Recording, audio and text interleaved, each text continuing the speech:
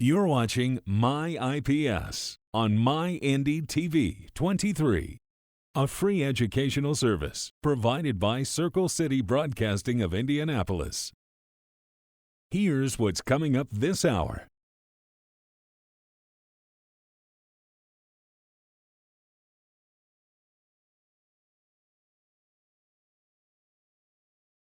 Get more information, special announcements, and weekly program schedules online at Wishtv.com.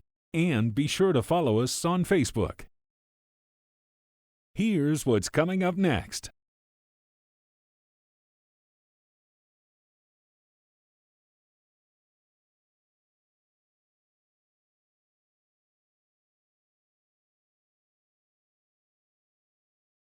Hello, this is Miss Byers. We are doing lesson 1 in reading for 4th grade. Okay, so you are going to need page 12 out of your packet, and it looks something like this.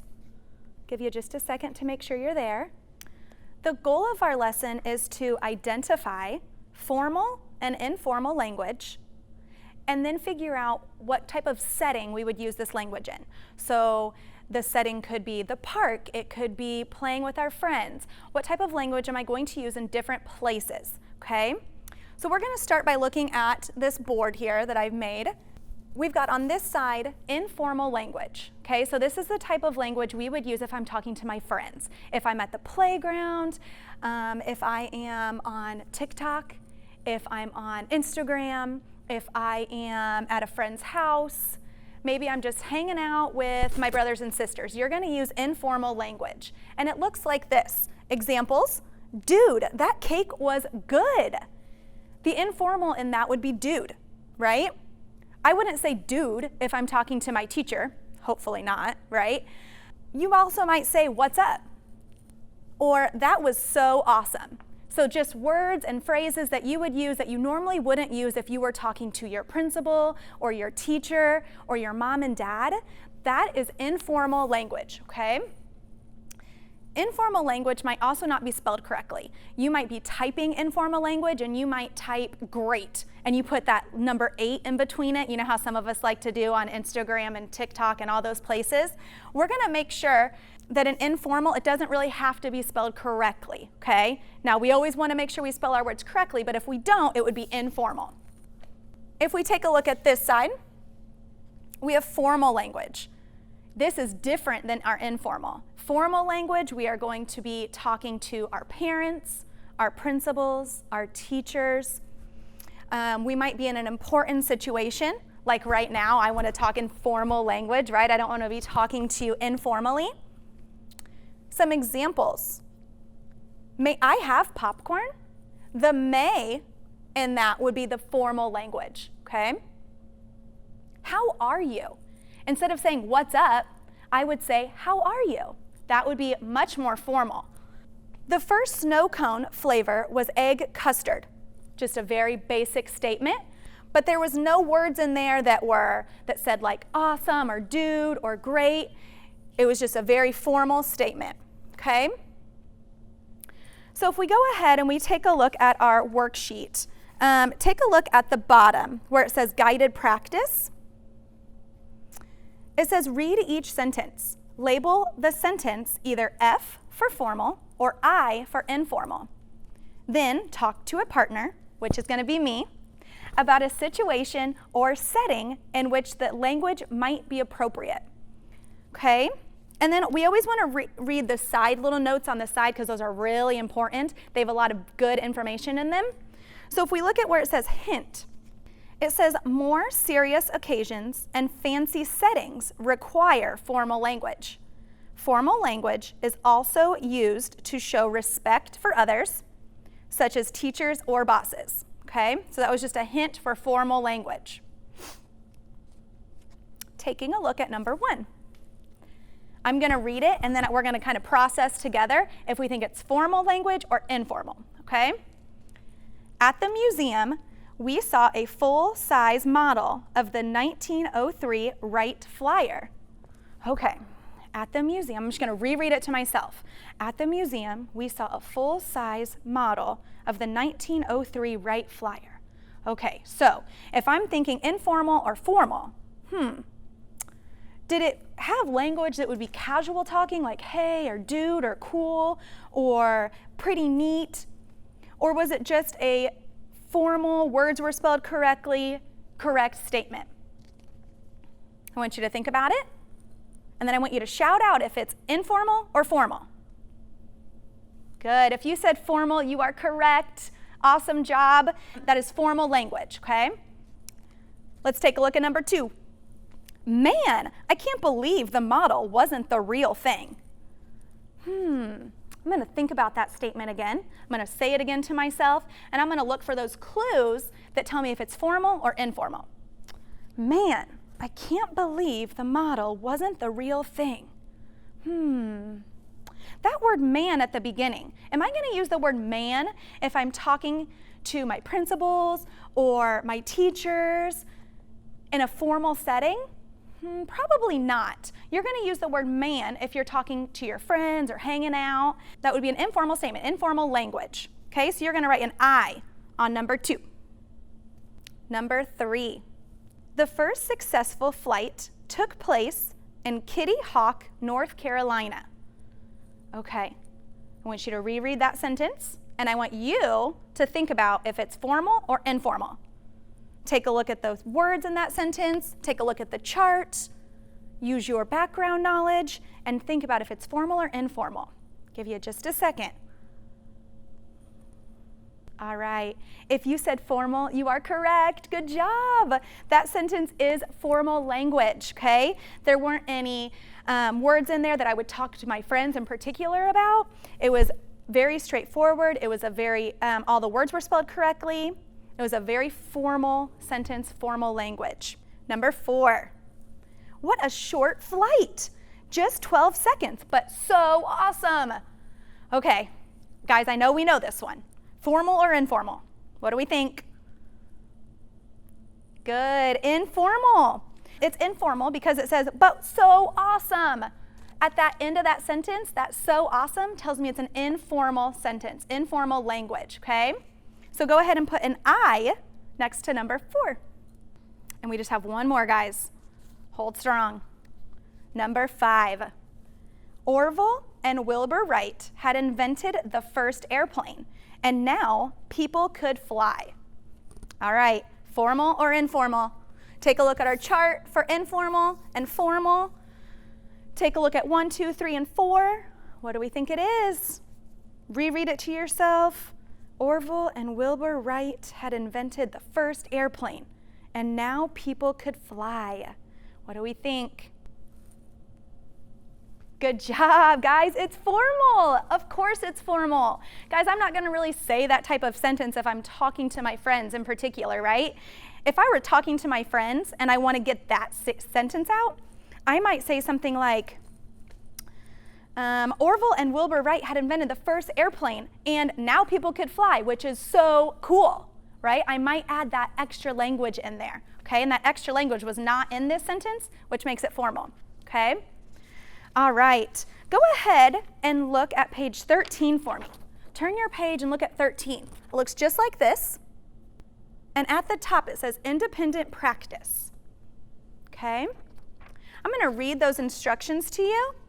It says for numbers 1 and 2, in which situation or setting would you use formal language? Okay? You have 2 problems for that. Remember, formal language we use in important situations.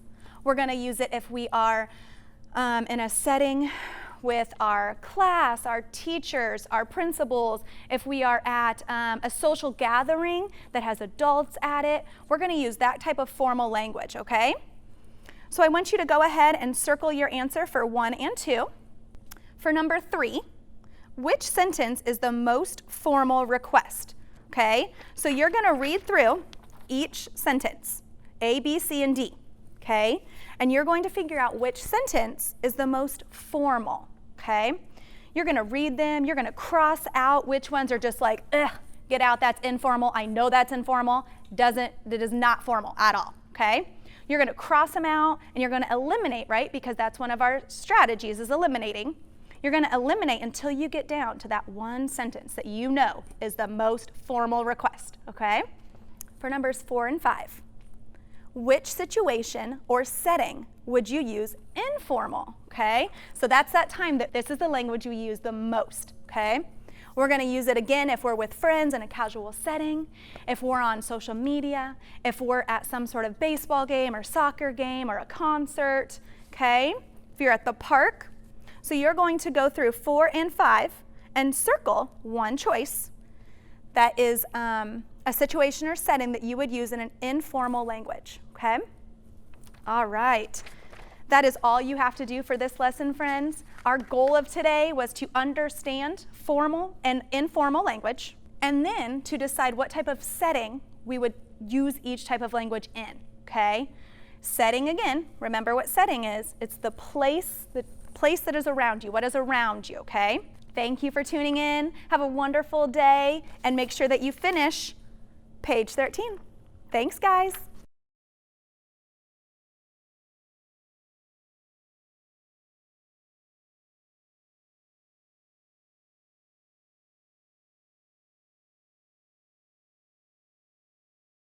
Hello, it's Miss Byers. We are ready for 4th grade reading. Today, we are on page 14. Go ahead and get out page 14. It looks just like this. Our learning target for today is to compare narrators and their thoughts and feelings about what happens when you develop a deeper understanding of story characters and events. A lot of words. Guys, basically what we're doing today, identifying narrators in a story, and then we're just going to compare and contrast third person and first person narrator. Okay, we can do this. We've done this before. We did this at the beginning of the year. Okay, so this should be nothing new, but it's a nice review for us, right? I'm going to just go ahead and read where it says read right there, so you can follow along with me. Make sure you're reading the words with me. In stories, the narrator is the person who tells the story. The narrator always has a point of view or how he or she thinks or feels about story events. Some narrators are characters in the story. They experience what happens and are called first-person narrators.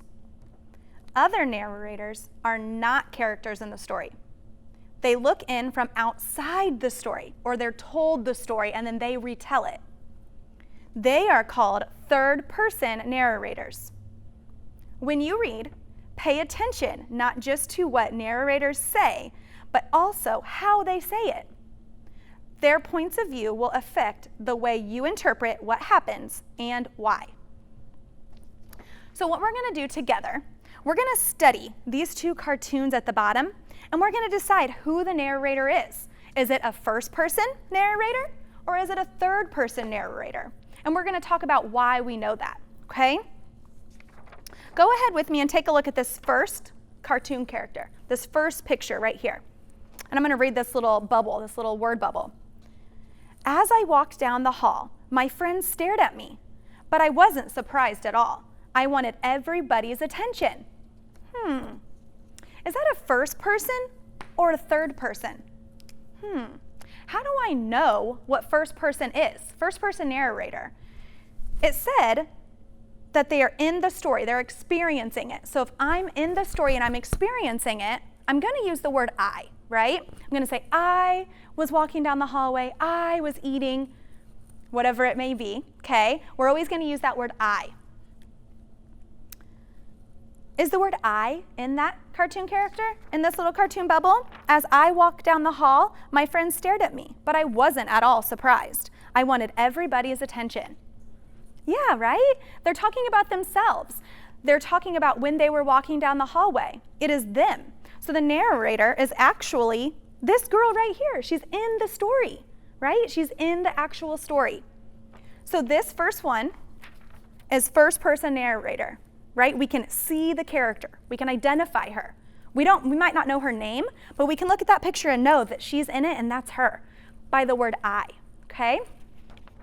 Let's take a look at that second one. As Martha walked down the hall, her friends stared at her. She wasn't at all surprised. After all, she wanted their attention. All right, so is that first person or third person?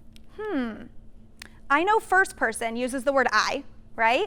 And they're actually in the story. They're talking about themselves in it. So as Martha walked down the hall, her friend stared at her.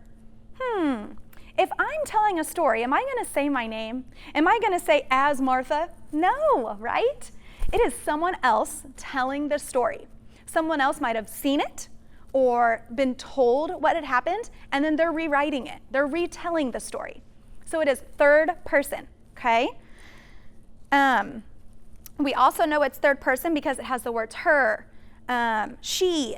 Those are all pronouns that tell us it's third person, okay? All right, so now that we've done that, I want you to go ahead next to these and just write down first person and third person so that way you don't forget. Later on, maybe you're looking back at this. So go ahead at the bottom and write first person and third, just to help you later. And I'm just going to write first and third. I'm going to skip those two other words, person, okay, because we know first and third, we know what we're talking about, okay? Make it nice and easy for you. Take a look at page 15. It's the page right after this. Go ahead and take a look at that one. At the top, it says think. What have you learned about first and third person narrators? Use the Venn diagram below to compare and contrast the narrator's points of view. Use information from the cartoons to help you, okay? So on our board here, I tried to recreate this Venn diagram. It's not the best looking thing you've ever seen, but it's going to work for us and we're going to be able to put our information in, okay? You don't have to rewrite it. It's already here for you, okay? So you are going to write your information in it, okay? Yours is blank. You're going to write the information in it, okay? All right. So using our characters, our cartoons from this page, we're going to compare and contrast first person and third person. So in our first person cartoon, how did we know that one was first person, right? What was the difference between that one and the third person cartoon? Well, the first thing was that the narrator was in the story, right? I'm just going to write a little dot, narrator. And I'm going to shorten it. I'm not going to be a complete sentence, friends. It's just a few little words there. Narrator in story, okay? What else was different from my first person and my third person point of view, right? Talking about herself. And I can't think of anything else to put here, but if you can, I want you to write it down, okay? Let's go over here and look at third person narrator. What was the difference, right, between the first person and third person? Well, the third person narrator was the character in the story. No, right? So we're going to write narrator, not in story. Narrator was not in the story, right? They heard the story and they were retelling it. What was alike? What was the same between both cartoons?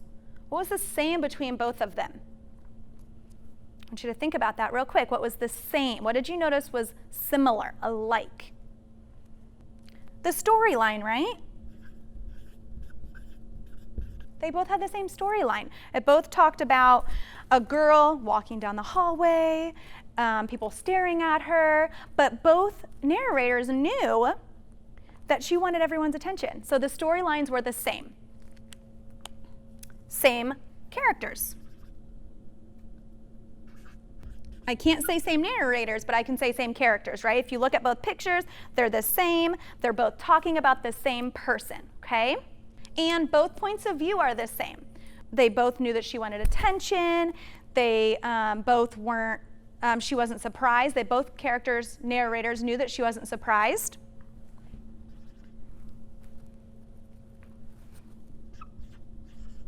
Okay. Great job today, friends. That is all we have for today's lesson. We miss you so much. We're excited to see you back at school. Continue learning and doing great things, and we will see you soon. Bye.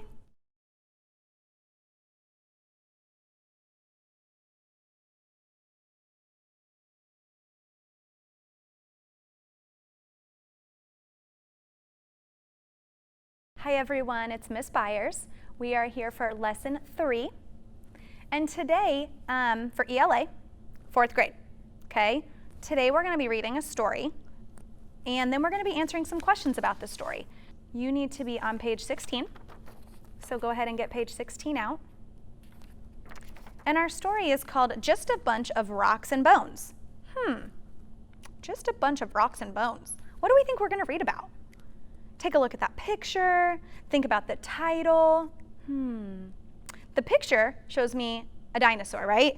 Skeleton of a dinosaur. So I'm probably going to assume that our story is going to be about maybe dinosaur bones, right? Or maybe fossils, rocks, types of things. As we read, I want you to be thinking about the narrator, which is who's telling the story. I want you to try to identify that narrator.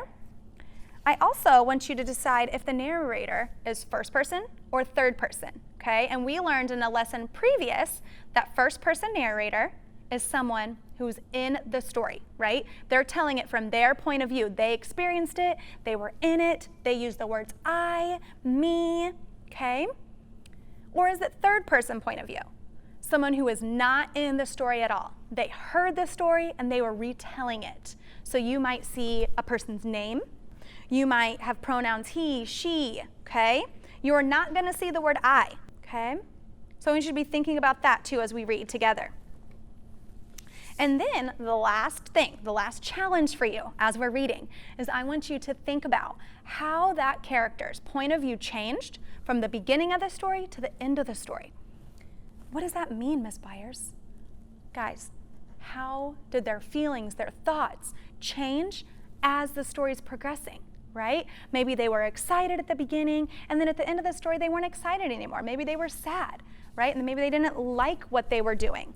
Their view of what's happening changed completely, okay? I want you to think about those three things. So narrator, who's the narrator? Is it first or third person? And how does the character's point of view change from the beginning of the story to the end of the story? Okay, are you ready? All right, I want you to go ahead and read along with me. You can read out loud with me. You can read in your head with me. You can just follow along. But here we go. I was looking forward to my first field trip at my new school. We were scheduled to visit the Museum of Natural History, which sounded extremely interesting to me. That is, until my new friend Barry started complaining about it. As our bus traveled along the highway, Barry insisted, "I'm telling you, Lebron, we went last year, and it's mostly just a bunch of boring rocks and bones. What a snoozer." Oh no, I thought. There's nothing worse than being bored, especially when I was really looking forward to something. Suddenly, the trip seemed ruined. Moments later, our bus pulled into the museum's parking lot. We dragged ourselves outside and trudged up the museum steps.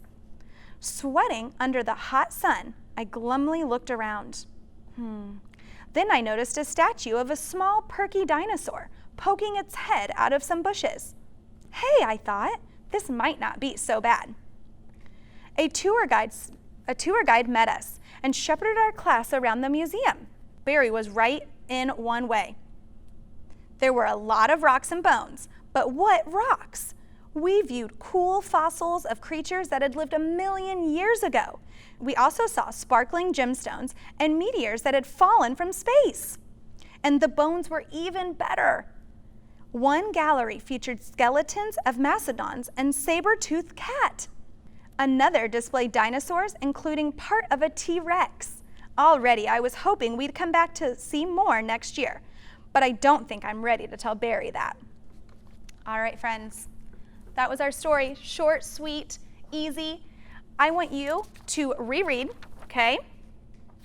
And then I want you to try to figure out who the narrator was. That's on page 17, okay? So you have questions to answer related to our story that we just read.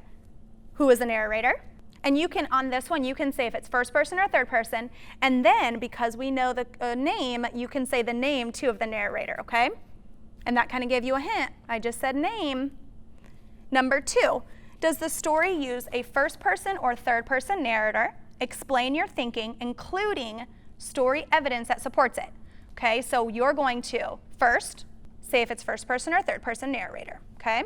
Then you're going to explain your thinking using evidence from our story. So you're going to go in here and you're going to pull evidence right on out, and put it right there. You're going to tell me why you think it's first person or third person, okay? Easy, right? And then question 3, how does Lebron's point of view about the museum change from the beginning of the story to the end of the story, and why? So the beginning of the story, right up here, to the end of the story. How did it change? And tell me why. Why did it change, okay? And then number 4, how would the story be different if it was told by a narrator with a different point of view? Why would it be different? And list some story details that might change. So if the narrator is changing in the story, it might change to, for example, it might go to third person, okay? That gave you another big hint. If it changes to third person, how would that storyline change? What might be different, right? Is it going to have certain words in it? Is it going to have different thoughts in it? Maybe it doesn't even have thoughts, right? Go ahead, take your time on this, okay? Make sure you complete it. When you're done, go outside, enjoy the weather. It's beautiful out, okay? We don't have to be doing school all day, but we want to make sure that we at least get our lessons done, okay? Enjoy, we miss you, and we'll see you soon. Bye.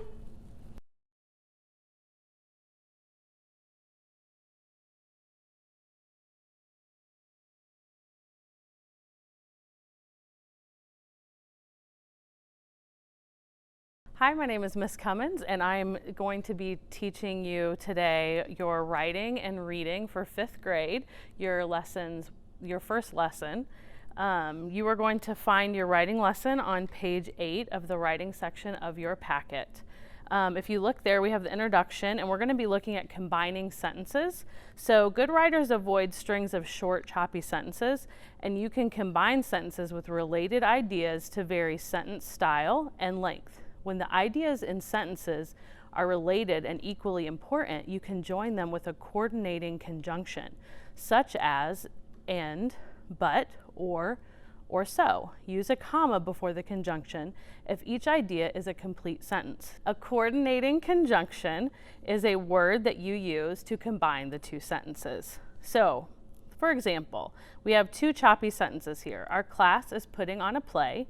I want to be the lion. So we could combine those sentences by using the coordinating conjunction and. Our class is putting on a play, comma, and I want to be the lion. Here is another choppy sentence. There's 3 of them. I love to perform. I get nervous. I breathe deeply to relax. We can combine those 3 sentences by using 2 different coordinating conjunctions. I love to perform, but get nervous, so I breathe deeply to relax. When one idea is more important than the other, you can join them with a subordinating conjunction, such as when, because, although, or unless. If the clause with the conjunction comes first in the new sentence, use a comma after that clause. Here are 2 choppy sentences. I'll be very excited tomorrow. I find out which part I got. We can combine those 2 sentences with a subordinating conjunction. When. I'll be very excited tomorrow when I find out which part I got. Let's skip down to the bottom for our guided practice. We have a paragraph here with a variety of choppy sentences, and we can combine those by using some of the coordinating conjunctions that we just learned about. This is the paragraph. We needed a dog to play Toto. My terrier, Angus, got the part. Angus trotted onto the stage. We all knew a star was born. Angus had never been in a play. I wasn't sure how he would behave. He might follow directions. He might just run off the stage. Luckily, Angus was perfect. He didn't like sitting in Dorothy's basket. Let's look at the first few sentences. Let's look at the first line. We needed a dog to play Toto. My terrier, Angus, got the part. We can combine those 2 sentences by using a coordinating conjunction. We needed a dog to play Toto, so my terrier Angus got the part. Let's look at the second line. When Angus trotted onto the stage, we all knew a star was born. So we can add the word when to the beginning of the first sentence and combine those 2 sentences. When Angus trotted onto the stage, we all knew a star was born. You're going to complete the independent work on page 9, numbers 1 through 5, to finish some independent work on your own on combining sentences. Now let's look at your reading packet. You're going to page 12, words that connect new ideas. So this kind of goes along with what we just talked about in writing. On page 12, you'll see a graphic organizer that has some samples of words and phrases and ways to connect them. So take a look at that, and we're going to look at the bottom for the guided practice. So good writers use words and phrases to connect ideas in sentences and paragraphs. Writers who show these connections make their writing easier to understand. A word or phrase can signal an addition, a cause and effect, a comparison, or a contrast. So if you look at the graphic organizer, you have words and phrases that you can use for addition, for cause and effect, comparison, and contrasting. If we look at the bottom, there are 4 examples we're going to go through together. The first one says we need to add an addition word to the beginning of the sentence. So the sentence goes, math, Marie studied physics, which is the science of matter, energy, and motion. If we add the word besides, that can complete the sentence. Besides math, Marie studied physics, which is the science of matter, energy, and motion. Let's look at number 2. Marie moved to France, and we can add a cause and effect word like because to finish the sentence. Marie moved to France because women weren't allowed to go to college in the 1800s in her home country of Poland. Let's look at number 3. We're going to use a comparison word. Her sister likewise moved to France and studied to become a doctor. And lastly, in number 4, we're going to use a contrast word. The family was poor and they struggled to pay for school. Nevertheless, they succeeded. As we complete this lesson, you're going to go to page 13 and you're going to do numbers 1 through 5 to work independently on words that connect ideas.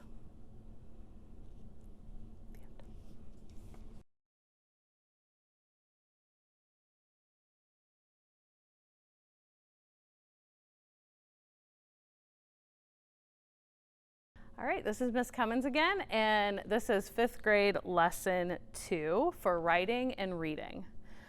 Turn to page 11 in your writing section of your packet, and we're going to be looking at coordinating and subordinating conjunctions. A conjunction is a word used to connect words, phrases, or clauses. A coordinating conjunctions connects words, phrases, or clauses of equal importance. So they're both necessary in the sentence. You have in your packet a graphic organizer that shows you some coordinating conjunctions, when to use them, and examples of how to use them. We're also looking at subordinating conjunctions, and those are used to connect a dependent clause to another clause. A dependent clause has a subject and a predicate, but cannot stand alone. And underneath that, you see another graphic organizer with some samples of subordinating conjunctions, when to use them, as well as examples. Let's look at the bottom to the guided practice. There are 5 sentences, and we're going to be adding and completing the sentences using these coordinating conjunctions and subordinating conjunctions. The first sentence says, all animals need food, water, and we would add the word and shelter to survive to complete the sentence. Number 2 says, when these are available, animals can thrive. So we've added the word when to complete the sentence. Number 3, we're going to add the word although. Opossums can live in just about any habitat. Elk are very particular about where they live. Number 4, cats and dogs have learned to depend on humans, and we're going to add so they are considered domesticated animals. And lastly, cougars avoid humans unless they are searching for food. So we've added the word unless to complete the sentence. You are going to go ahead and work on page 12 of your packet, the independent practice numbers 1 through 5, to complete that assignment. Now turn to the reading, page 14 in the reading section of your packet. We're going to look at comparing text structures, part 2. We're looking at specifically cause and effect and compare and contrast. So when you compare and contrast how the information in text is structured, you will better understand the purpose of each text. So, how is a house different from a skyscraper? They each have a different structure and purpose. Authors use different text structures for specific purposes too. The purpose of a cause and effect text structure is to tell about events and explain why they happen. Words and phrases like cause, effect, because, and as a result are sometimes used in a cause-effect structure. The purpose of a compare-contrast text structure is to describe how two or more things are similar and different.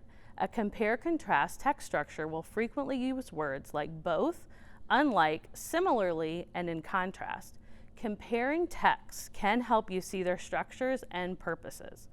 We're going to read the two passages below, and we are going to decide or determine which text structures they are, if they are cause and effect or compare and contrast. And then we're going to find evidence to support that, as well as identify the purpose the author has used in writing in that particular text structure. Passage 1. Octopuses and squids have ink sacs. When threatened, they defend themselves by shooting a thick cloud of dark ink into the water. Because the ink is thick and dark, it hides octopuses and squids from their attackers. As a result, octopuses and squids have time to escape. Passage 2. Octopuses and squids live in salt water. Both have blue blood, hard beaks, and 8 arms lined with suckers. Octopuses live in dens on the sea floor where they hunt for clams, lobsters, and crabs. In contrast, squids live in the open ocean and eat fish and shrimp. So we're going to look at the text structure. On page 15, you're going to see a chart that looks similar to this chart. We are going to look at what the author's purpose was in writing each passage, the text structure that the passage was written in, as well as evidence to support that text structure. So if we look at passage 1, passage 1's purpose is to tell how octopuses and squids defend themselves. Passage 2, the author's purpose, is to describe how octopuses and squids are alike and different. So let's look at passage 2.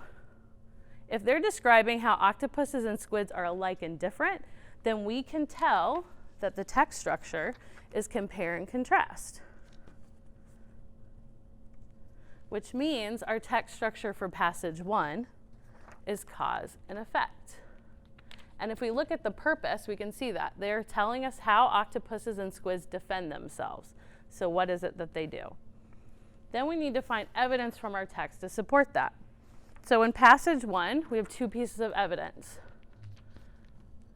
And a couple key words is the word because and as a result. Because the ink is thick and dark, and as a result, octopuses and squids have time to escape. And lastly, our evidence for passage 2 to support that it is a compare and contrast text structure is both have blue blood, hard beaks, and 8 arms lined with suckers. In contrast, squids live in the open ocean and eat fish and shrimp.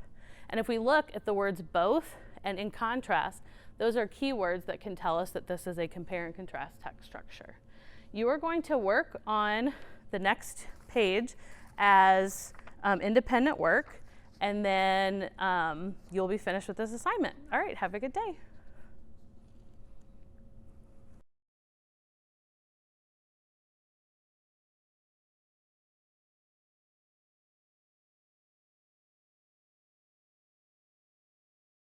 Hello IPS family, my name is Ike Curry and I am an SEL specialist with United Student Supports, and I am here today to go over to talk about social and emotional learning strategies that we can use while we're at home and doing our remote learning.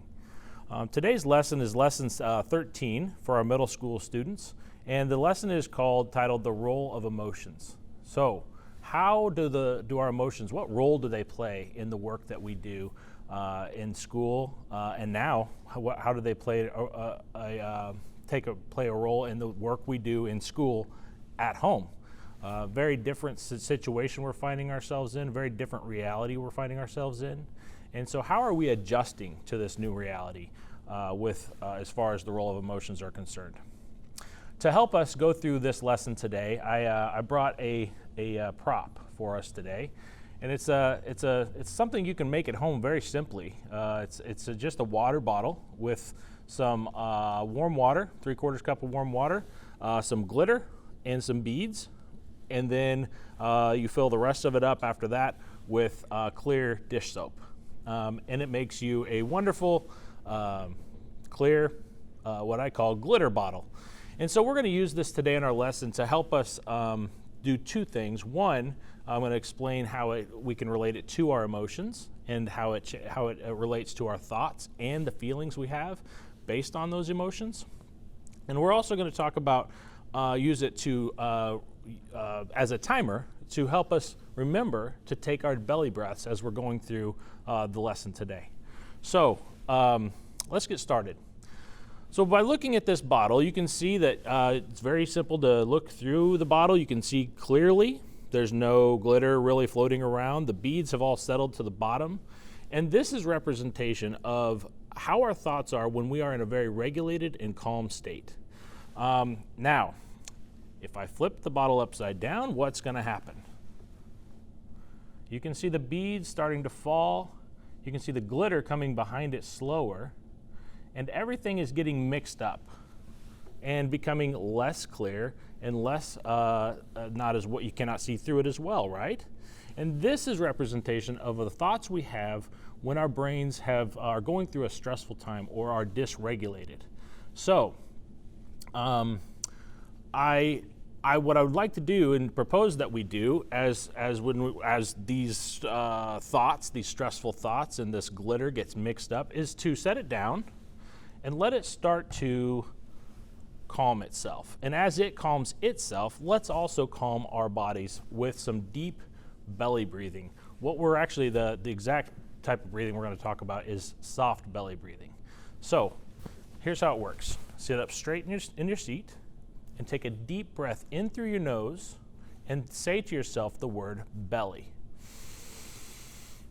And as you exhale, I want you to relax your abdomen, your stomach. And as you exhale out, relax your stomach and say to your word soft. Okay? I'm sorry, I said that backwards. So inhale soft, exhale belly. And what that should do is help create more clarity in your thoughts and in the things that you are to help you accomplish the goals that you have in front of you, the activity, the schoolwork, whatever it may be.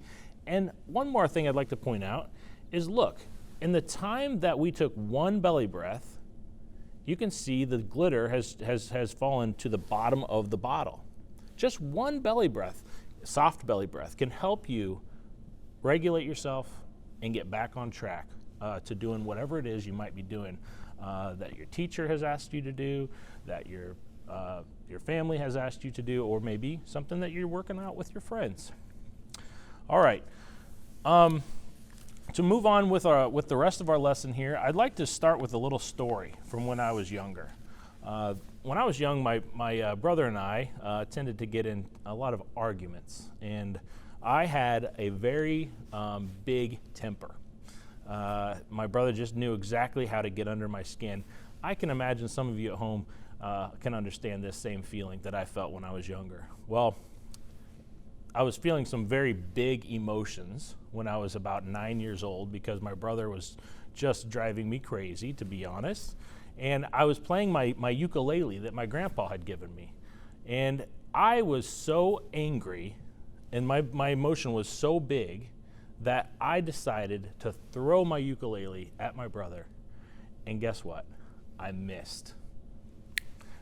And guess what? I broke my ukulele.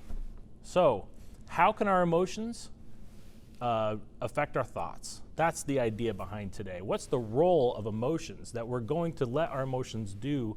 What are we going to allow our emotions to help us to change our thoughts and make our thoughts what we want them to be?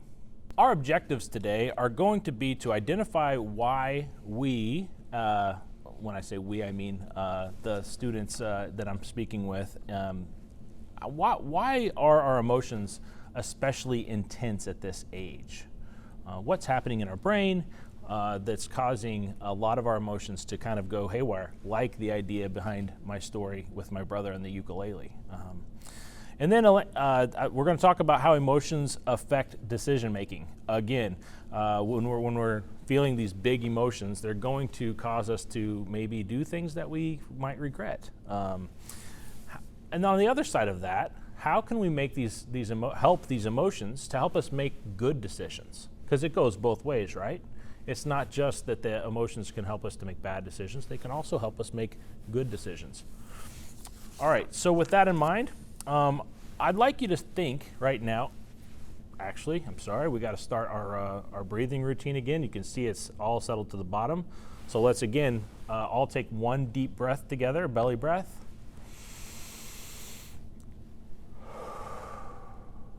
Just one breath and it gets you right back on track. Isn't that awesome? So with that in mind, what emotions have you felt in the last 2 days? Think about some emotions you felt, maybe with a family member, maybe with a friend, maybe because of something you saw on TV or social media. And keep in mind, I'm not asking you to think of emotions over the last 2 or 3 weeks. As we all know what's going on with our city and our state and our country and the whole world right now, there's obviously going to be a lot of emotions. So I just want you to think about maybe a couple emotions, might be good emotions, might be unhelpful emotions in the last 2 days. So thinking about those emotions that you just came up with, think about the ones that are really intense. Think about the ones that were really big. And why do you think those emotions are really big? What about those emotions made them bigger than just any other normal emotion? So some ideas could be because it was unfair what happened to me. It was so unfair. It wasn't my fault. And somebody else did something to make me feel this big emotion. It could be that it was a new experience, similar to the experiences that we're all in right now. And so these are going to cause these big, intense emotions. With that in mind, and thinking about your big emotions, I want you to consider the idea that all emotions, intense or not, can be helpful or they can be unhelpful. It's really our choice.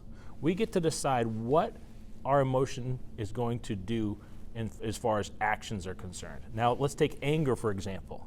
If anger can be a very big emotion, it causes a lot of problems in our life. But you can also help those use anger and channel that anger to come out with a very, very promising outlook on a situation.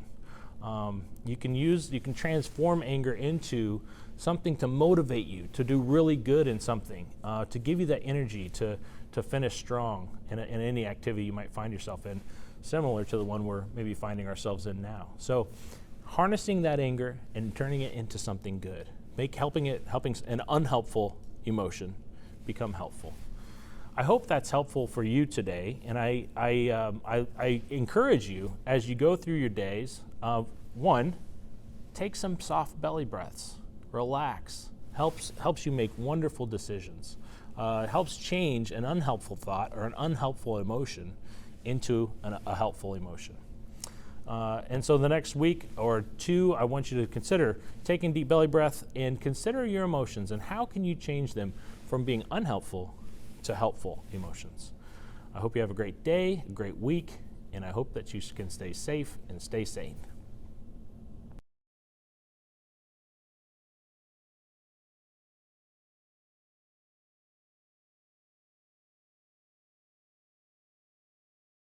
Hello, and welcome back to Knowledge on the Go Wheaton Wisdom Virtual Lessons.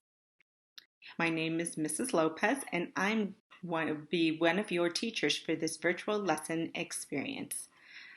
I live in Buckeye, Arizona, and have been teaching for 7 years, 3 years in grade 5. Our family plays lots of baseball, so I'm very excited for this new lesson.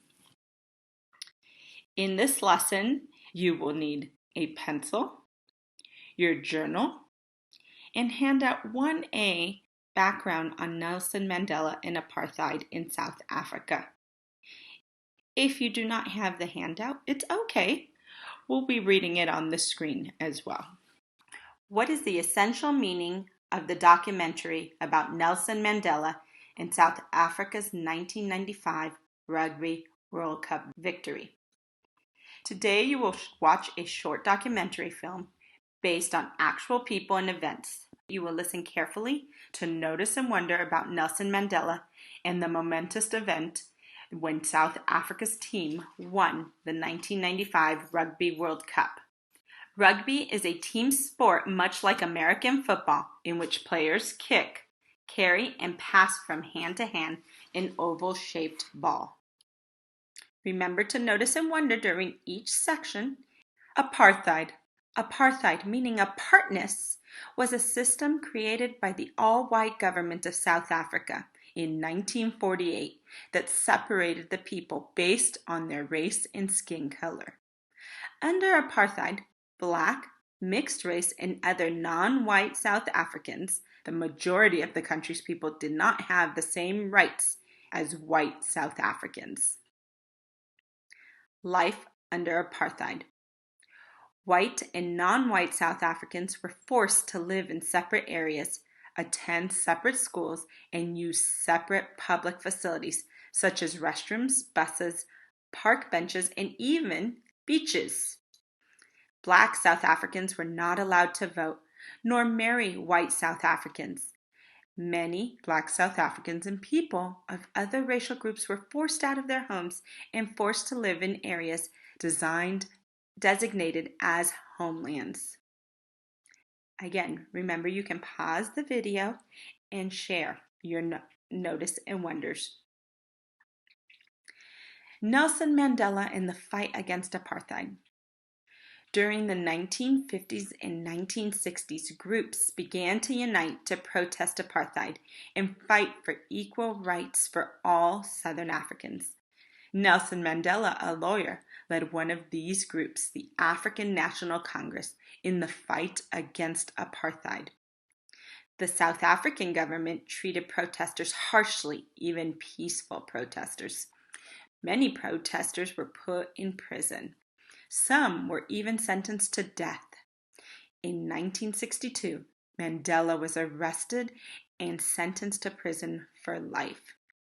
Mandela's arrest brought international attention to South Africa, and Mandela himself became a symbol for the fight against apartheid. In 1989, under pressure from countries around the world, South Africa began to take steps to end apartheid. The government created a new constitution which gave equal rights to all citizens of South Africa. In 1990, after 27 years, Mandela was released from prison. He was elected president of South Africa in 1994. Now, many South Africans hope that President Nelson Mandela could bring the country together. However, in 1994, the country was still deeply divided. Many white South Africans did not want apartheid to end. Some fought violently against efforts to give Black and white South Africans equal rights. When the documentary opens in May of 1994, racial violence and tensions between Black and white South Africans had reached a tipping point. Go ahead and create a notice and wonder chart in your journal. Remember, that is creating a T and then putting notice on the left side, I notice, and I wonder on the right side. And as you watch the film, jot down what you notice about the documentary and what you wonder about the documentary. What do you see, and what kind of questions do you still have? Let's watch our documentary.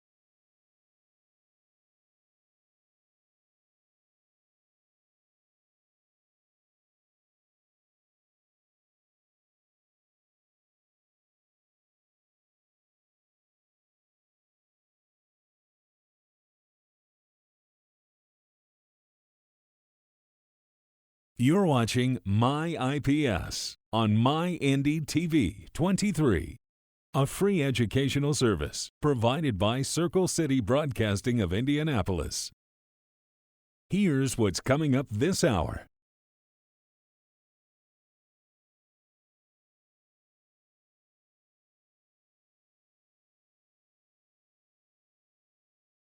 Get more information, special announcements, and weekly program schedules online at Wishtv.com.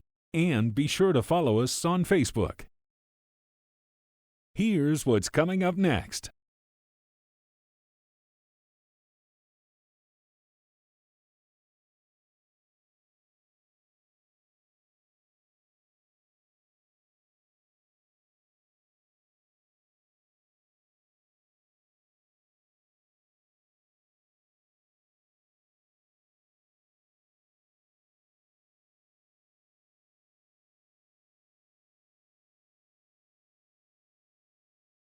This is Miss Cummins, and we are going to be doing 6th grade reading and writing. We're going to start out with writing, lesson 1. You will find that on page 8 of the writing section of your learning packet. We're going to look at reflexive and intensive pronouns. So reflexive and intensive pronouns are pronouns that end in self or selves. They refer back to a noun or another pronoun in the same sentence. In your learning packet, you see a graphic organizer there with examples of singular and plural reflexive and intensive pronouns. A reflexive pronoun is an object pronoun that refers back to the subject and is important to the meaning of the sentence. If you leave out the reflexive pronoun, the sentence will not be clear. Jake was mad at himself, so himself refers back to Jake, for dropping the ball during the game. So the reflexive pronoun refers back to the noun that is in the sentence. An intensive pronoun can be used to emphasize or intensify a noun or pronoun. If you leave out the intensive pronoun, the sentence will still make sense. I, myself, thought it wasn't his fault. His teammates themselves agreed. So let's look at the guided practice at the bottom. We'll go through numbers 1 through 3. We're going to cross out the incorrect pronoun or pronouns in each sentence, and then we're going to replace them with the correct pronoun. The first sentence says, my family and myself were excited to see my brother's first ball game. We are going to cross out the pronoun myself and exchange it for the word I. So the sentence is going to read, my family and I were excited to see my brother's first ball game. Let's look at another one, number 2. He itself was nervous about how he would play. We're going to cross out the word itself and replace it with the word himself. He himself was nervous about how he would play. Let's look at number 3. Dad drove us to the field at 1 o'clock, although the game themselves did not start until 2. We're going to replace the word themselves with the word itself. Dad drove us to the field at 1, although the game itself did not start until 2 o'clock. You're going to finish the guided practice on your own, utilizing the graphic organizer at the top with the examples, and then you're going to turn to page 9 and you will complete numbers 1 through 4. Now let's take a look at reading. Today we're going to actually just look at how you analyze a fictional text. So, a fictional text is what we're going to be reading for the next few lessons, and these are just tools that you use and how you use them together. Every text needs to have a plot. If there is no plot in a fictional text, then you do not have a story. So that is one of the most important elements of a fictional story. But there's many things that plot can tell us. That plot can tell us about the theme. That plot can tell us about the lessons that's learned. So as you see here, the theme is the lesson, moral, or lesson of the story. The message, moral, or lesson of the story. A theme cannot be expressed in one word.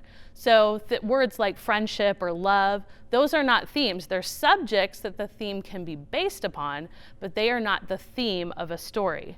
The moral or the message or lesson would be conveyed with a sentence in a sentence form.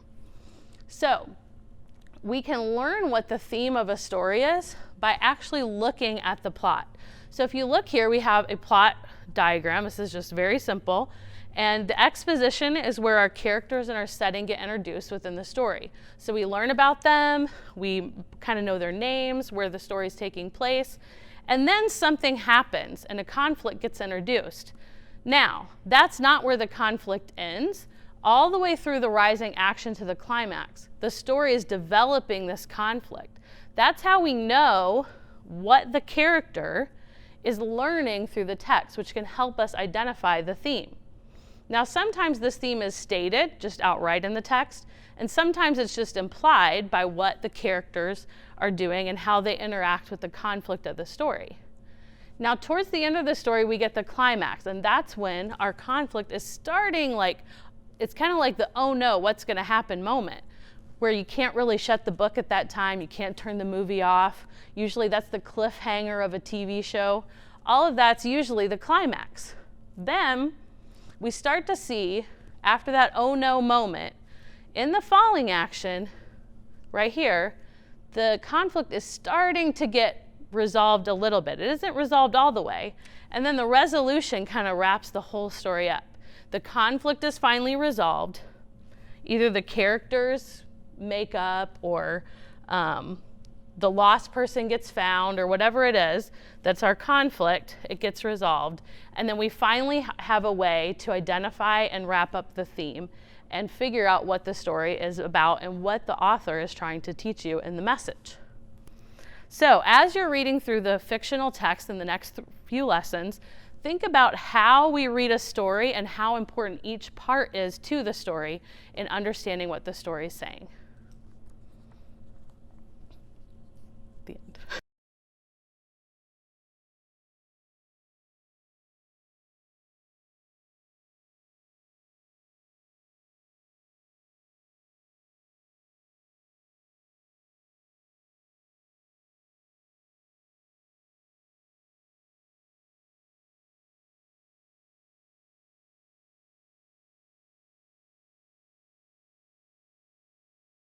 Hi, this is Miss Cummins again, and we're going to be doing 6th grade reading and writing, lesson 2.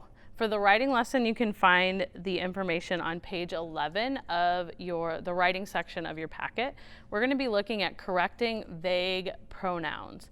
So pronouns help writers to avoid repetition, but when a pronoun is vague or unclear, readers can't tell what or whom it refers to. So this is extremely important. A pronoun may be unclear if there is more than one noun to which the pronoun could be referring. For example, here's a clear. The cliff dwellings at Mesa Verde were built by the ancestral Pueblo people. Unclear is they show us what life was like there thousands of years ago. If you just have they show us, we don't know who they is. So that is a vague pronoun. The pronoun they could refer to cliff dwellings or ancestral Pueblo people. You can fix the problem by changing the pronoun to the correct noun. These dwellings show us what life was like there thousands of years ago. A pronoun may also be unclear if there is no noun to which the pronoun refers. Unclear. Our days at Mesa Verde were long and full, and it taught us a lot. Here is another unclear. At home, people sometimes ask questions, and it was hard. We don't know what it refers to. You can fix the first sentence by replacing the pronoun with a noun phrase, such as the trip. However, the second sentence might need a bit more work. So to make the first sentence clear, we'd say our days at Mesa Verde were long and full, and the trip taught us a lot. The second sentence we can make clear by saying at home, people asked questions that were hard to answer. So we're going to read the paragraph at the bottom, and we're going to cross out each vague or unclear pronoun and write their correction above it. You may want to revise more than the pronoun to make the sentence's meaning clear. So let's read this. It says, in 1888, during a heavy snowfall near what is now Mesa Verde National Park, 2 cowboys saw walls and towers off in the distance. They were unusual, and they decided to go and explore them. They found homes built right into the walls of the tall cliffs. They had ancient tools and pottery, and it was exciting. So let's look at this sentence.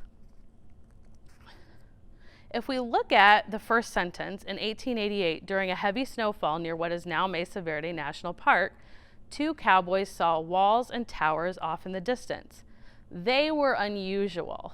Well, we don't know what they is referring to. Is it referring to the 2 cowboys? Is it referring to the towers and walls off in the distance? So we would need to replace the word they. We should replace it with these structures. So these structures were unusual, and the men decided to go and explore them. There were 2 instances of they there that we needed to correct. Then the next sentence, they found homes built right into the walls of the tall cliffs. We should change that they to the cowboys. So the cowboys found homes built right into the walls of the tall cliffs. The homes had ancient tools, so that they needs to be changed to the homes. The homes had ancient tools and pottery, and it was exciting. The men were excited. So the last sentence should say, the homes had ancient tools and pottery, and the men were excited. So you're going to turn to the next page on page 12 and do the independent practice, numbers 1 through 3. Now let's look at reading. Turn to page 14 in your learning packet, and we're going to be looking at describing plot.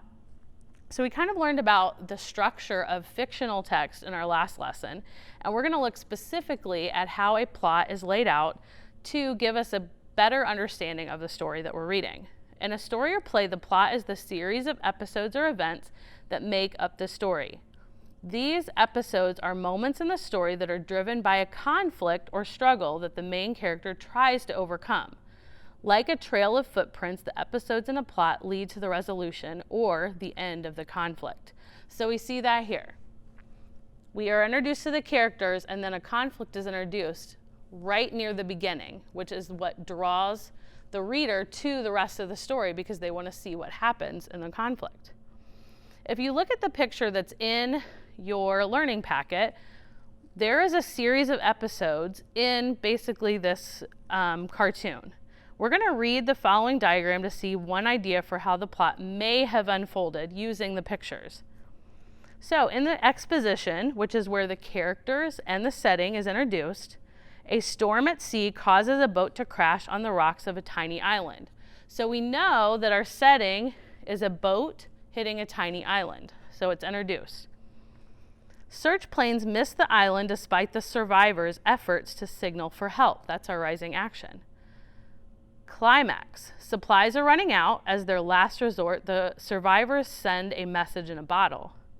A fisherman from a nearby island finds the bottle, which is our falling action, and the resolution is the fisherman rescues the survivors. In most stories and plays, one event leads to another, unfolding in a way that increases tension and builds up to a turning point called the climax, the moment of greatest suspense. So like we said, that's the uh-oh moment. That's the, you can't stop reading the book. You can't turn the movie off. Think of plot as a roller coaster ride. The events move you up until you reach the very top and then send you zooming down to the story's end. So we're going to look at the story, Alma's first cattle drive, and we're going to look at the exposition, the conflict, the rising action, and the climax of the story. Here's the story. Blinding lightning flashed across the sky, followed by deafening thunder and driving rain. Alma had grown up listening to her father's astounding stories of cattle drives. She had always wanted to join in, but her father told her she wasn't ready. Now he was finally giving her the chance to prove to him that she would be more happy than trouble on the trail. This was her first cattle drive, and the weather was Alma's first challenge. When they reached the river, Alma instantly noticed that the water was dangerously high. When the cattle began to cross at a shallow spot, Alma was the only one to notice a calf getting swept up in the current. Alma charged into the water and stopped her horse downstream from the calf to keep it from losing its footing. So let's look at this story. First, we have the exposition. So we know, put that right there,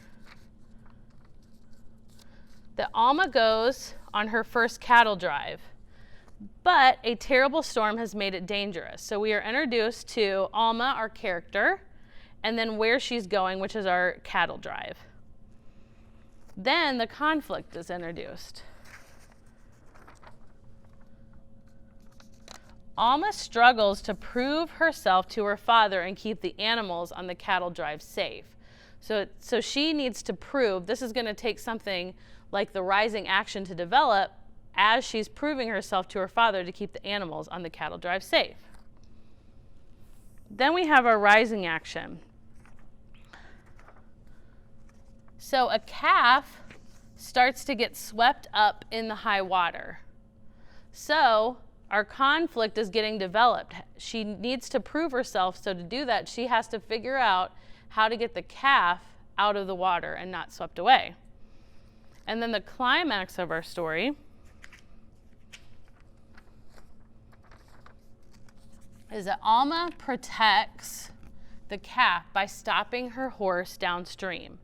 So then we have to figure out, which is what will come later, our following action and resolution. Does this prove to her father that Alma has kept the animals on the cattle drive safe? And that's when we will know if our conflict has been resolved. So you're going to go ahead and do pages 14 and 15, and then 16 and 17 on your own.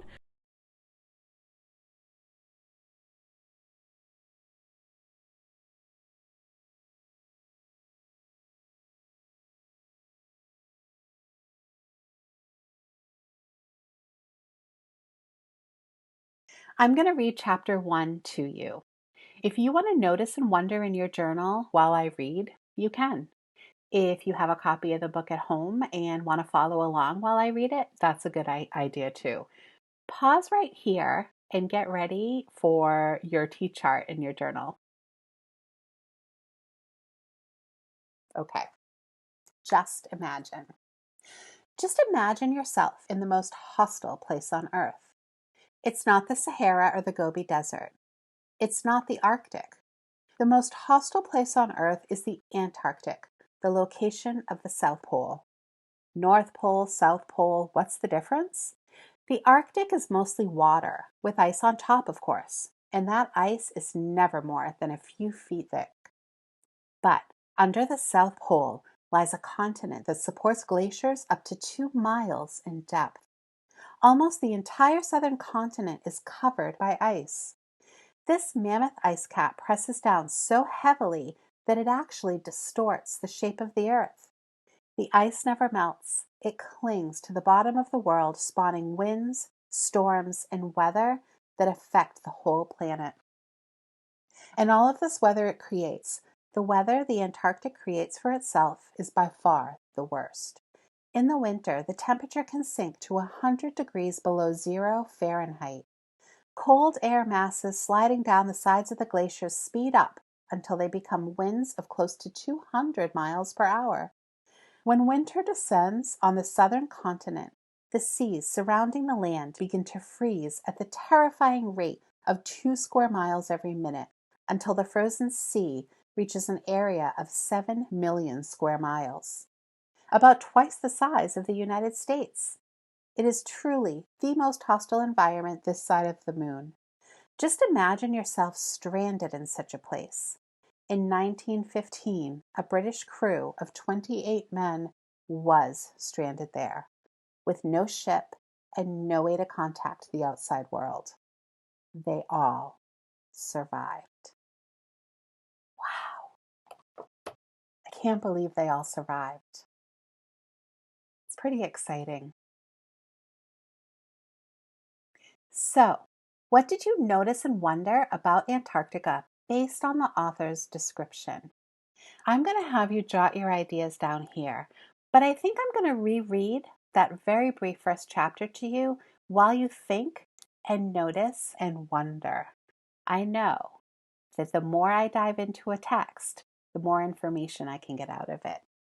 So, begin to do your notice and wonder while I reread this chapter to you. Just imagine yourself in the most hostile place on Earth. It's not the Sahara or the Gobi Desert. It's not the Arctic. The most hostile place on Earth is the Antarctic, the location of the South Pole. North Pole, South Pole, what's the difference? The Arctic is mostly water with ice on top, of course, and that ice is never more than a few feet thick. But under the South Pole lies a continent that supports glaciers up to 2 miles in depth. Almost the entire southern continent is covered by ice. This mammoth ice cap presses down so heavily that it actually distorts the shape of the Earth. The ice never melts. It clings to the bottom of the world, spawning winds, storms, and weather that affect the whole planet. And of all the weather it creates, the weather the Antarctic creates for itself is by far the worst. In the winter, the temperature can sink to 100 degrees below zero Fahrenheit. Cold air masses sliding down the sides of the glaciers speed up until they become winds of close to 200 miles per hour. When winter descends on the southern continent, the seas surrounding the land begin to freeze at the terrifying rate of 2 square miles every minute, until the frozen sea reaches an area of 7 million square miles, about twice the size of the United States. It is truly the most hostile environment this side of the moon. Just imagine yourself stranded in such a place. In 1915, a British crew of 28 men was stranded there, with no ship and no way to contact the outside world, and they all survived. Wow. Okay, get ready to notice and wonder. Now I'm going to share some of my notes, and I know I've reminded you of this several times, but it is just for our discussion and for you to have someone to compare your notes with, not because there are right or wrong answers. I'm going to slide out while we do this notice and wonder.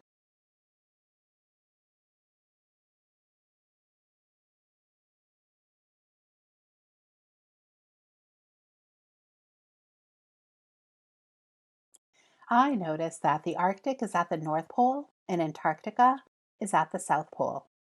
They also said that the Arctic is mostly water with ice on top, and Antarctica has glaciers 2 miles deep.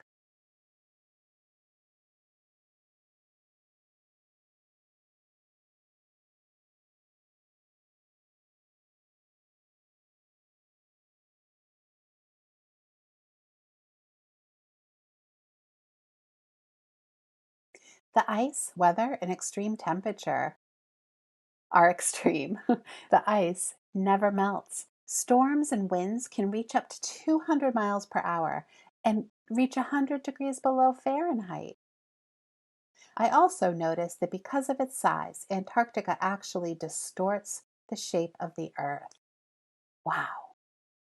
What were your wonders? I wondered, what did they do for food when they were no longer on the ship? How did they not freeze to death? And I wonder, why did the men want to explore such a hostile place?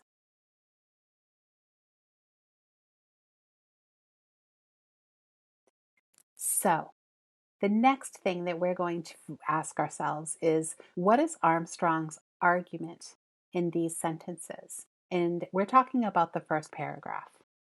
So let's go back, and I'm going to reread it, and I want you to jot down what you think the argument is. Okay? I'm just rereading the first paragraph.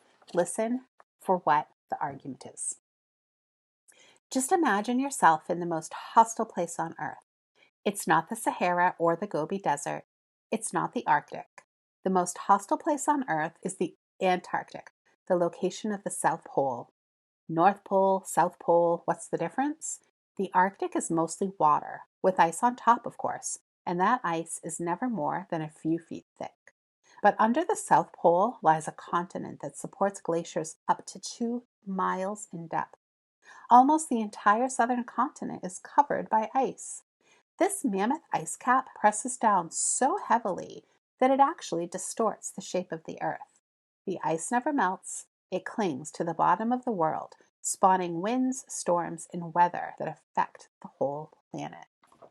So, in that first paragraph, what was the argument? I'm going to give you a second to think about it. Okay. If you said it's the most hostile place on Earth, that Antarctica is the most hostile place on Earth, you're right. That is the argument. She compares Antarctica to the Arctic, and we are going to continue to explore more of that.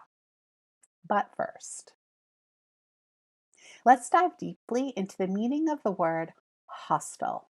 Hostile means cruel and uncaring, and a synonym for hostile is unfriendly. So the question we're asking now is, why is hostile an appropriate word to describe Antarctica?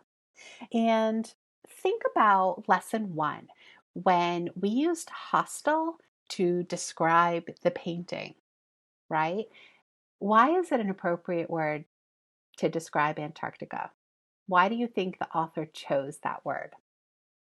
And who is she saying that the environment is cruel and uncaring to?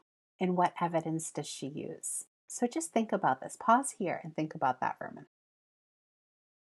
If you said that she's saying it's cruel toward humans who try to survive there, you're right. With temperatures that sink 100 degrees below Fahrenheit and winds up to 2 miles per hour, it's really dangerous for humans to be outside in that kind of environment. When Armstrong uses hostile to describe the environment, she's using something called personification. And personification is an ecosystem that doesn't have any feelings or capacity to care. And humans project this quality onto that environment in order to convey its extreme harshness and the challenges that it poses to anybody trying to survive there. So we're giving the environment personal qualities that a person would have, but it's really not a person. Personification.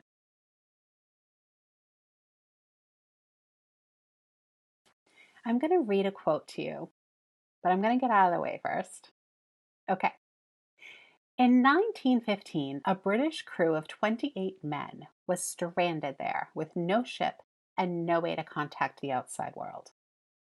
That's a quote from the first chapter Armstrong wrote, and let's think about what we think the word stranded means. How are we going to figure it out? No ship and no way to contact the outside world. If you looked at that phrase and thought it might mean the crew was stuck with no way to communicate, you are exactly right on track. Here is what stranded means. Stranded, to be left behind or put in a helpless position. Its synonym, which is a word that means almost the same thing as marooned. And remember, the ADJ is its part of speech in parentheses, and it means adjective. Stranded, to be left behind or put in a helpless position. So let's think about that for a minute. Would you expect the crew of the Endurance to survive after being stranded in Antarctica?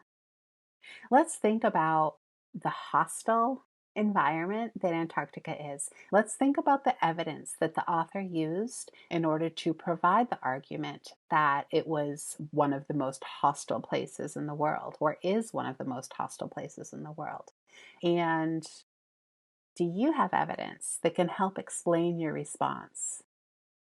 It's really hard to imagine, but all 28 men did return home to England. And given what I think they went through, which we'll find out as we read the book, those are crazy odds. In our future lessons that are coming up, we're going to learn how they accomplished such a feat. I think I need to call in sick. Why? What's wrong? My throat is sore, dizzy, runny nose. It sounds like nasopharyngitis.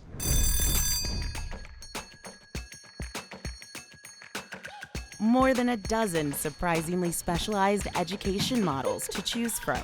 Explore them all online. Yeah, that's IPS. Hi, I'm Alicia Johnson. We all know the importance of keeping students engaged in learning during this unprecedented time. In addition to receiving IPS home learning packets, it's crucial for students to see and hear from the teachers they know and love. The Through our partnership with Circle City Broadcasting, IPS teachers in grades K through 8 cover everything from reading to math in weekly lessons on MyINDY-TV. Together, we are making education accessible for everyone. For the schedule, visit wishtv.com/IPS.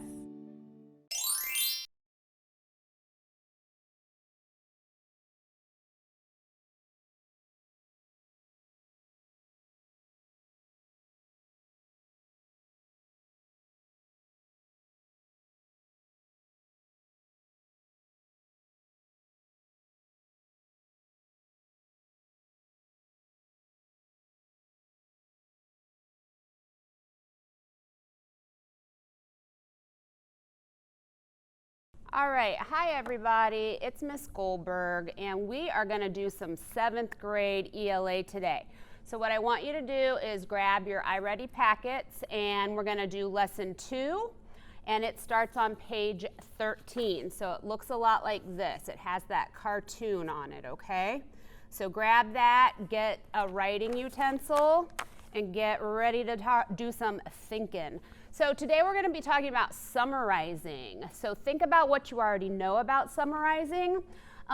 We know that when we're talking about a fictional text like we are today, okay, summarizing is a basic retelling of the events.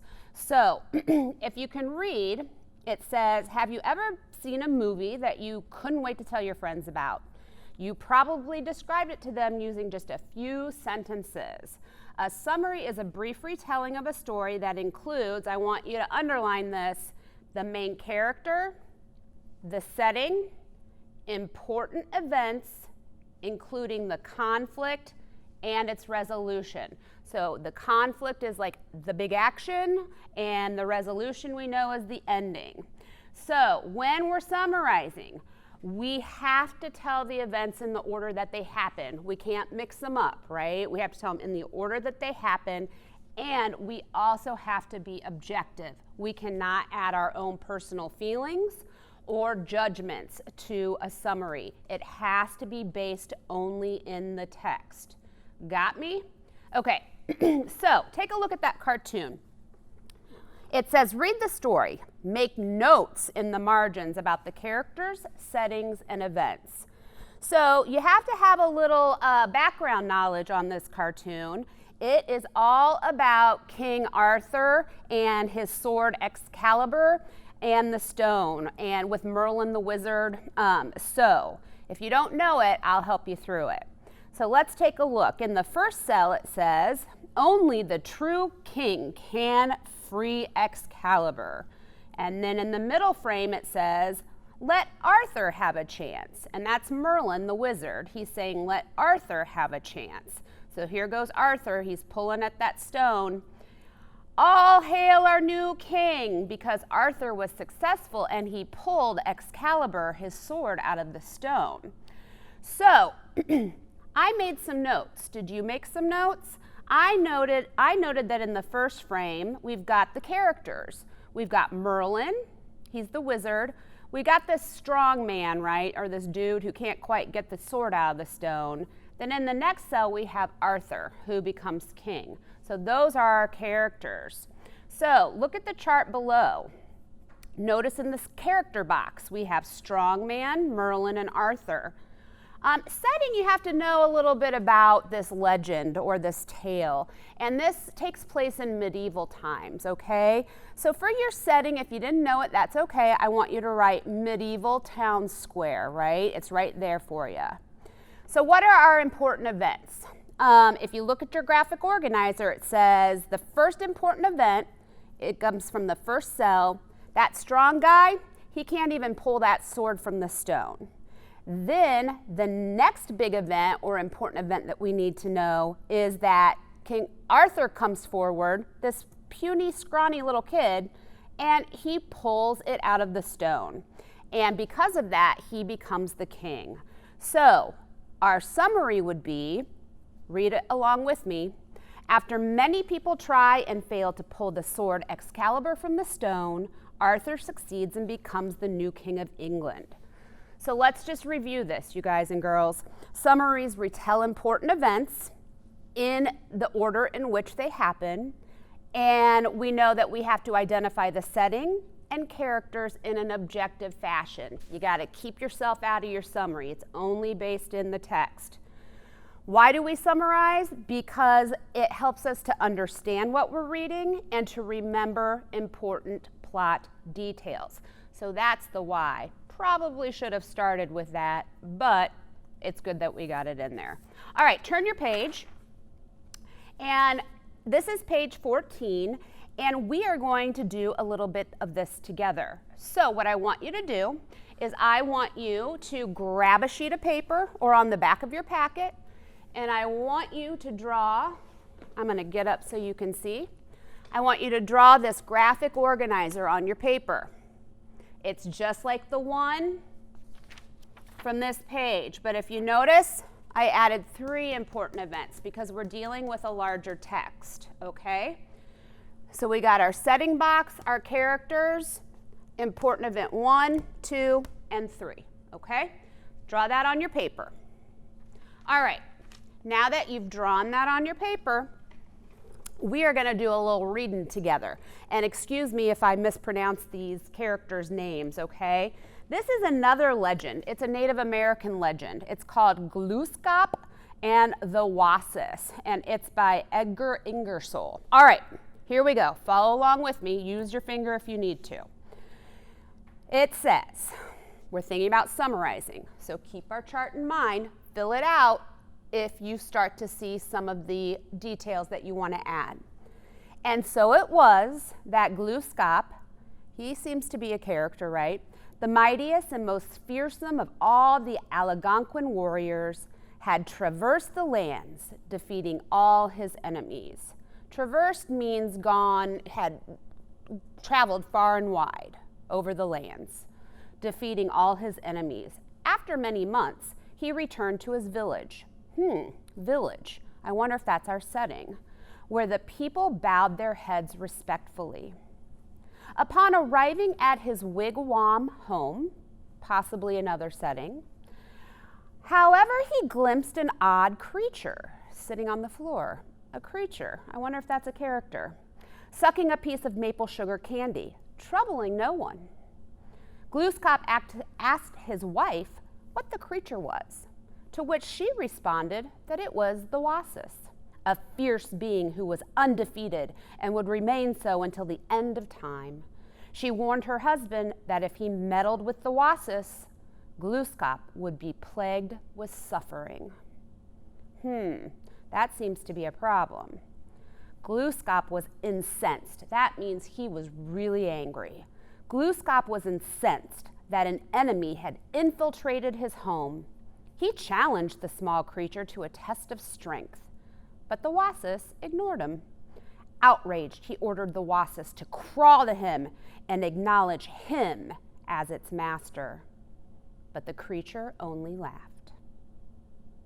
All right, take a few minutes, and I want you to plug and chug what we just read into our graphic organizer. Then we'll go over it together. All right. So we know that the setting, we can put the village. And what else was the setting? We know a little more. It took place in a wigwam home. We know we have 3 characters. We have Glooscap, we have the Wasis, remember that creature, and the wife. And we know the wife is Glooscap's wife. All right, what's an important event? We know that Glooscap arrives home, right? He's defeated many enemies, he's arrived home. We know he must be a very strong man. All right, what's another important event? Yeah, the Wasis, let me capitalize.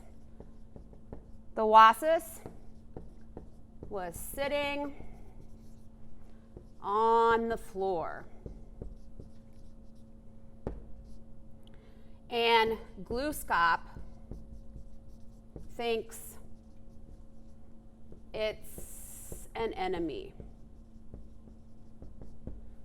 All right, if you don't have this in your chart, write it in your chart.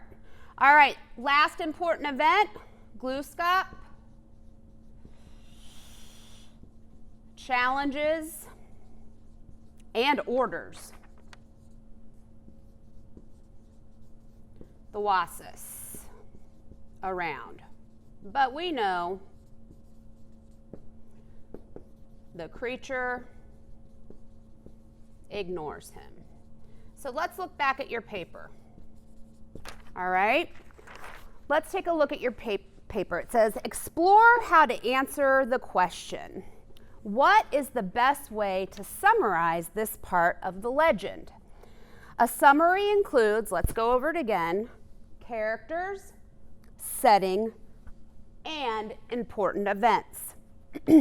All right, so what I want you to do is take a minute and I want you to reread that text. And when you're doing it, I want you to think about how we're going to take all of this information and put it in a summary.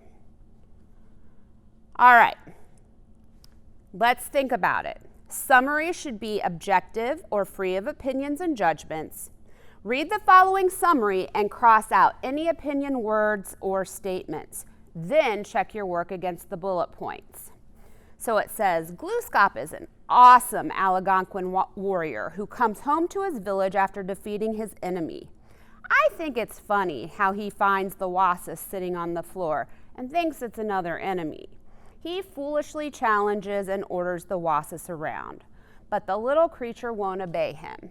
That's an okay summary, right? But we got some words in there that make it an impartial summary. Some of those words come from opinion and not actual fact.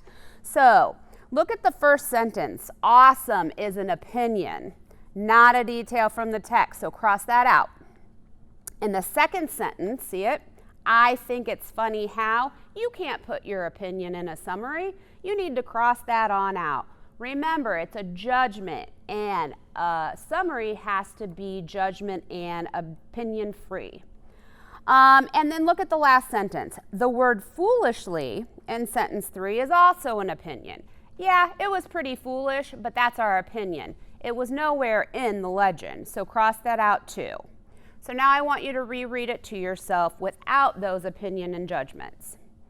Okay, so it says with a partner, but with me, I want you to think about an event that we possibly left out of this summary to make it more complete. What do you think is one more important event we could have added to make this a full summary? What about when his wife warns him that if he bothers the Wasis, then GluScop would be plagued with suffering? That's pretty important. It kind of sets us up for what will happen to GluScop if the Wasis were to get angry. So add that to your summary. All right, guys, that's it for the first part of this lesson. Get ready. Part 2, you're going to need page 15, okay? All right. All right, hi again, it's Miss Goldberg. So 7th graders, we just finished lesson 2 of your packet. We just finished pages 13 and 14. And now what we're going to do is we're going to do a little guided instruction. So get ready to put your thinking caps on, and we're continuing with summarizing. All right, so we know that in a summary we have to have our characters, our setting, and important events.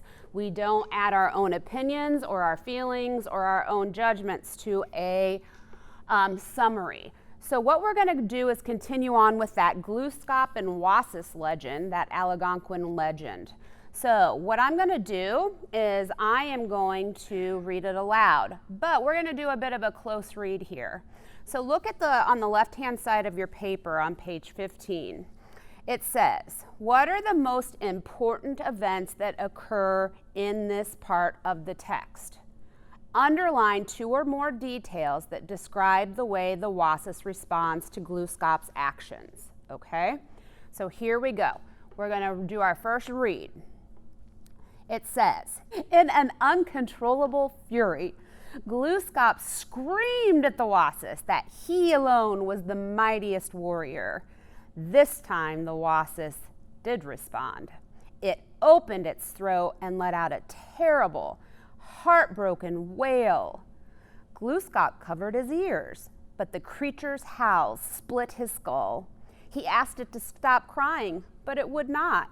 He danced a funny dance, sang a song, and made a face, but it wasn't until Gluskop held the Wasis that the creature was finally appeased. Subdued, the baby cooed goo at his father, for son and father they were. And forever after that, when a baby coos goo goo at his father, the Wasis remembers his victory over Gluskop.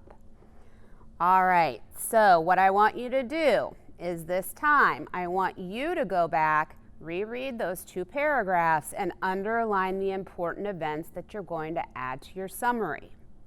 Okay, now, next thing I want you to do is we're going to reread it one more time because we're doing a close reading. This time I want you to go back and I want you to underline 2 or more details that describe the way the Wasis responds to Gluskop's actions. Don't just go back and read the last paragraph, read the whole thing, and then underline the ways that the Wasis responds to Gluskop's actions, okay? All right, did anybody find that the way the Wasis responds to Gluskop, what helped him finally feel better? It was held and cooed, so you should definitely have that underlined in your paragraph. Okay, so now we're going to go down to the multiple choice. It says, which of the following choices is the best summary of the story ending? So remember, when we are trying to figure out the best summary, please eliminate any choices that make it a judgment, are inaccurate, or are vague. We want the best summary possible. So is it A, Gluskop finally figures out that the Wasis is his son. He may have been a mighty warrior, but he wasn't very smart. B, the mighty Gluskop is unable to defeat the crying baby Wasis. This victory is remembered every time a baby coos at its father. C, the wife's warning that Gluskop would suffer proves to be wrong. Gluskop ends up enjoying the time he spends with his son.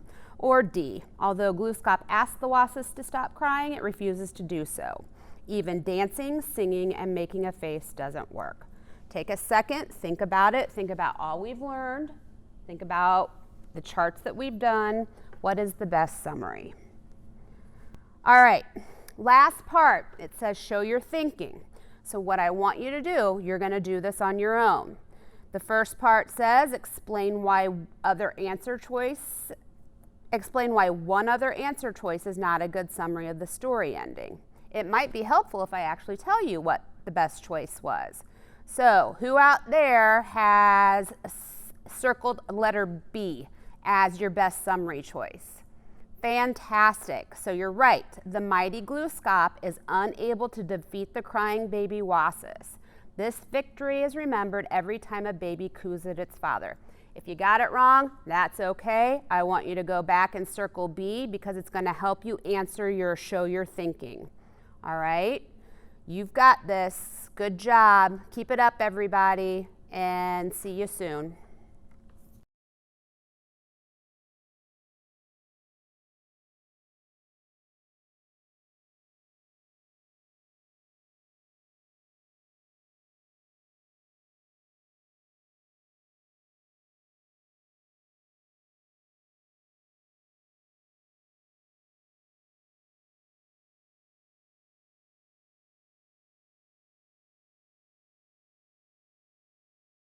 Hi again, it's Miss Goldberg. We are in your iReady reading packet. We are doing lesson 4 today.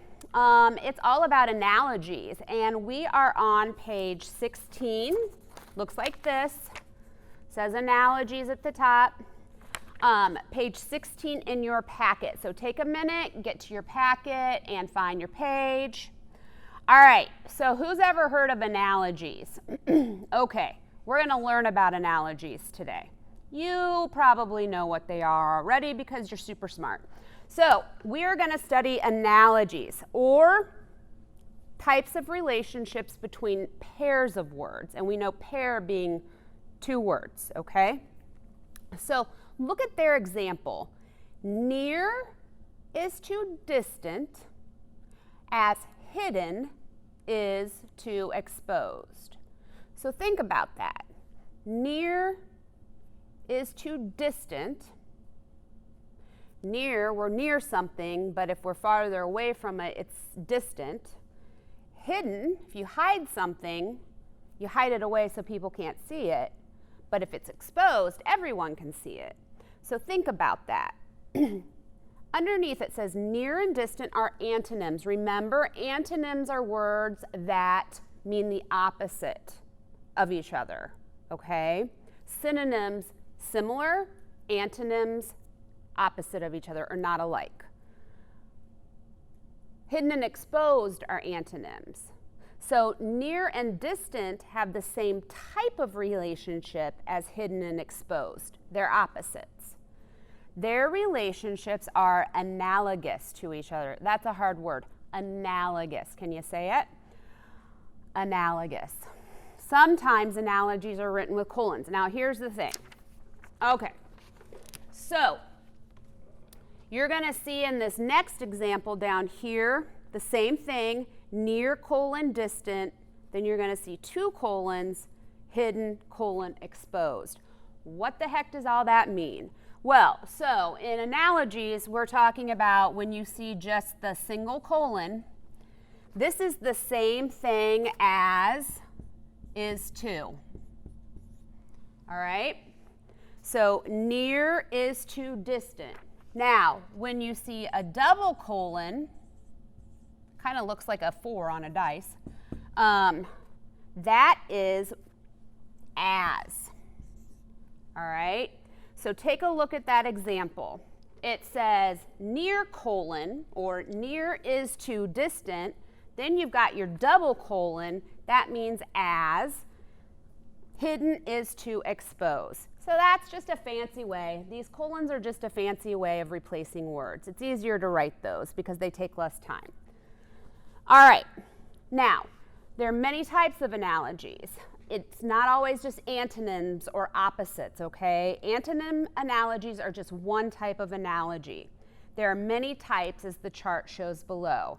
Take a second and look through that chart. And notice they have the colons, so you already know what that means. So we have synonym. It sounds like cinnamon, but it's synonym. We know those are words that have similar meaning. So look at your example. Synonym analogies. Friendly is to nice. They mean kind of the same thing. As rapid is to fast. Okay? That's your synonym. Then you have cause-effect, right? So look at this. Fire is to scorch. So when you light a fire, the effect of that is you scorch something. As drought, so that means not with water for a really long time, is to wither. So if something doesn't have water, like a plant doesn't have water for a long time, it will wither up, right? So cause-effect. Part and whole.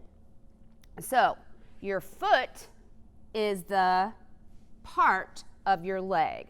So foot is to leg as a leaf is to a branch. So you've got that part whole. A foot is part of a leg, a leaf is part of a branch. All right, then you can have items and categories. So a horse is to an animal. So a horse is a type of animal, right? Yeah. As is a car is to a vehicle. A car is a type of vehicle. All right, item or category. And then tool user analogies. Camera, what I'm on right now, is to photographer, okay. As stove is to chef.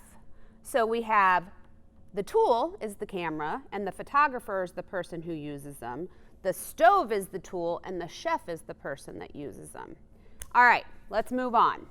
Keep those in mind and refer to the chart when you need to do the guided practice with me. Okay, go to the guided practice. It says choose the word that completes the analogy. Write the word on the line.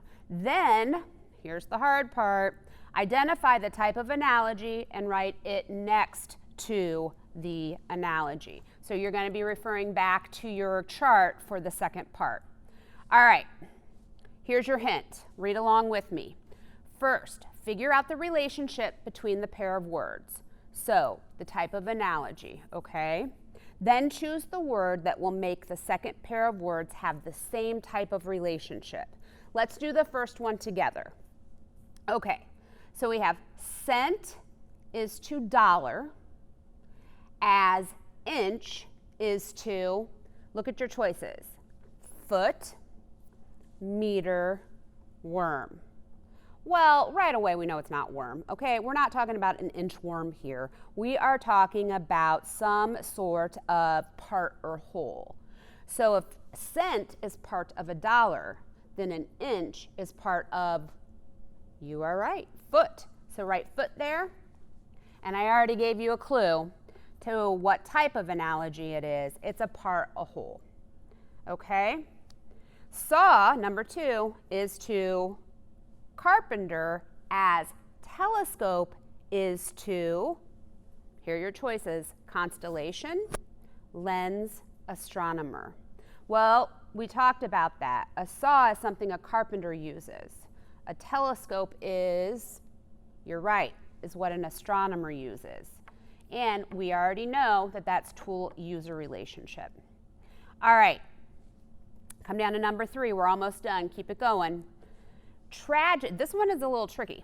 Tragedy is to sorrow, as triumph is to victory, hero, or pride. Okay, so when something tragic happens or something really bad happens, we feel very sorrowful or sad, okay, sorrow. Now, when we feel triumph over something, it's like winning. What is the feeling we get? You are right, pride. So put that on your line. And what do you think it is?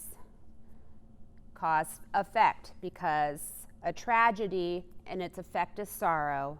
Triumph and its effect is pride. Good job. Last one. Eagle is to bird, as shark is to tuna, ocean, or fish are your choices. So we know eagle is a type of bird, so shark is a type of, good job, fish. And we know that that's an item or a category. All right, guys and gals, you are going to move on to page 17. It looks like this. And you have 5 analogies you have to complete on your own. Remember, you can put your answers up here, bubble them in, or go for it and just circle them on here. I'm going to challenge you, though, when you're doing these, if you can identify the type of relationship. It doesn't ask you to do it, but that's your challenge for the day. Once you've done this, take it to the next level and identify the relationship.